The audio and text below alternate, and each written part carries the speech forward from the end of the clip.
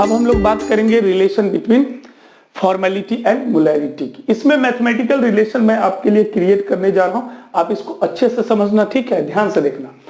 बच्चों, हम लोग फॉर्मेलिटी और मोलैरिटी के बीच रिलेशन क्रिएट करने जा रहे हैं। जैसा कि हमने अभी थोड़ी देर पहले देखा है, इस चीज को समझना है। तो फॉर्मेलिटी जो है, फॉर्मेलिटी भी आपने अभी पढ़ा है, तुरंत फॉर्मूला डिराइव किया है, और मोलैरिटी भी आपने पढ़ रखा है।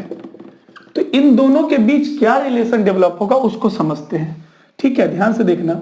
Since we know that formality is equal to, अभी तुरंत डिराइव किया हम लोगों ने, फॉर्मेलिटी इज इक्वल टू होता है, फॉर्मेलिटी इज इक्वल टू होता है mass of solute upon formula mass of solute into 1000 upon volume of solution in millilitre. ये आपने थोड़ी देर पहले देखा है बच्चों, समझा है आपने। अगर इसको चाहो तो आप ऐसे भी लिख सकते हो, formality is equal to mass of solute upon formula mass of solute into 1 upon volume of solution in litre. Millilitre से लीटर में ले आया, 1000 से डिवाइड करके। तो बच्चों देखो, formality is equal to mass of solute upon formula mass into 1 upon volume of solution in litre. Since हम लोग को पता है फॉर्मूला मास जो है वो ऑब्जर्व मास है, मैंने अभी थोड़ी देर पहले बताया था आपको। फॉर्मूला मास जो है अपने पास वो क्या है, ऑब्जर्व मॉलिक्यूलर मास। तो फॉर्मूला मास है अपने पास observe molecular mass, therefore formality is equal to होगा mass of solute upon observe molecular mass of solute into 1 upon volume of solution in litre. ये अपने पास फॉर्मेलिटी का फॉर्मूला है। जैसा कि हम लोग जानते हैं मोलैरिटी के बारे में, since molarity is equal to mass of solute upon theoretical molar mass. Theoretical molar mass क्या है? थ्योरेटिकल मोलर मास को थोड़ा सा समझ लो। जैसे मेरे पास है NaCl, अब इसको हमने कैलकुलेट करा।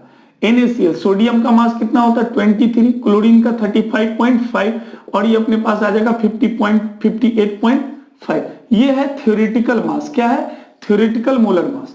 ये है अपने पास थ्योरेटिकल मोलर मास। तो ये थ्योरेटिकल मोलर मास आप समझ चुके होंगे। तो मोलैरिटी इक्वल टू होता है mass upon molar mass into 1 upon volume of solution in litre, ठीक है। Mass upon mass of solute upon molar mass, theoretical molar mass into 1 upon volume of solution in litre. अब क्या करेंगे, ध्यान से समझना। अब देखो बच्चों, ध्यान से समझो, ये जो है अपने पास फॉर्मेलिटी और मोलैरिटी दोनों का मैं रेशियो लेता हूं, ध्यान से देखना। ये आपका इक्वेशन सेकेंड और ये आपका इक्वेशन फर्स्ट। ऑन डिवाइडिंग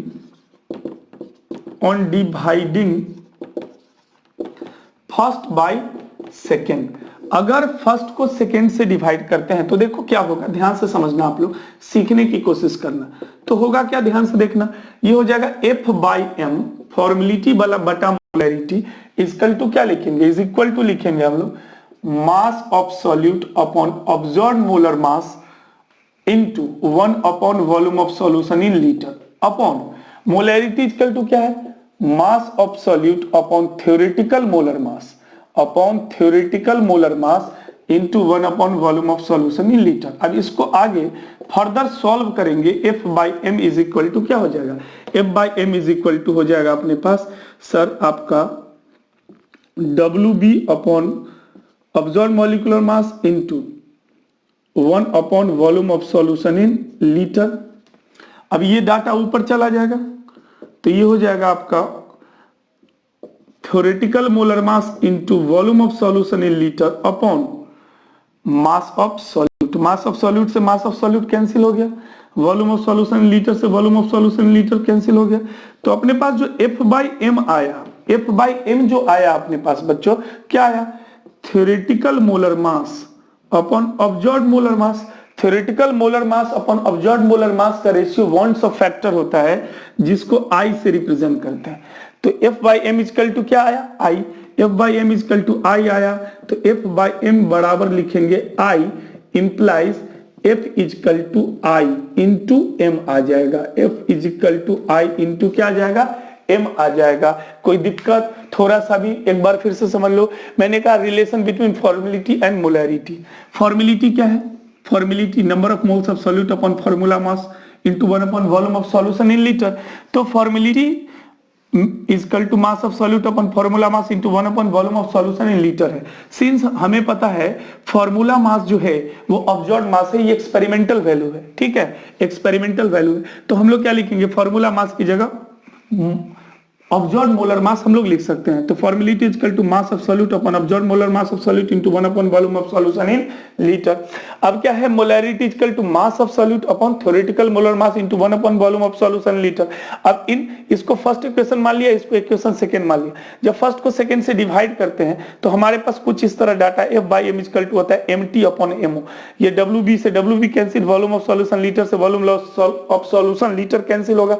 तो mt upon mt theoretical molar mass, mo observed molar mass, F/m is equal to theoretical molar mass upon observed molar mass. Theoretical molar mass और ऑब्जर्व्ड मोलर मास का जो ratio होता है वो wants of factor के बराबर होता है, जिसको I से रिप्रेजेंट करते हैं। तो बच्चों F/m इज इक्वल टू क्या है, I।